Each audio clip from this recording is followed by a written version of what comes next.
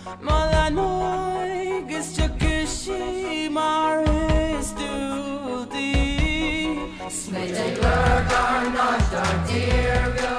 mé goibh an lá go híntaach. Bhí an lá inniu an jazz agus an rud is fearlumm ná an zorbs. Well, an rud is fearlumm sa ná an bebhadóra. Agus is málam na go ceart. Bhí an lá an jazz ach ceap mé go raibh na zorbs an rud is fear.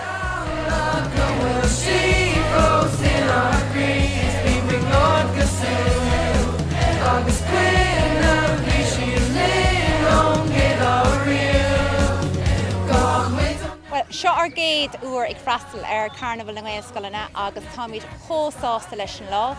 Bua cuinte socha ná go bhfuil sé anagratha agus go bhfuil réimse leithanta gníomhaíochtaí ar fáil don na páistí tá si do gcuint ansalta as an lá. Tá an áit cósaváilta tá gachrod cóagratha agus bíon an méid sin sprí agus sport ag na páistí.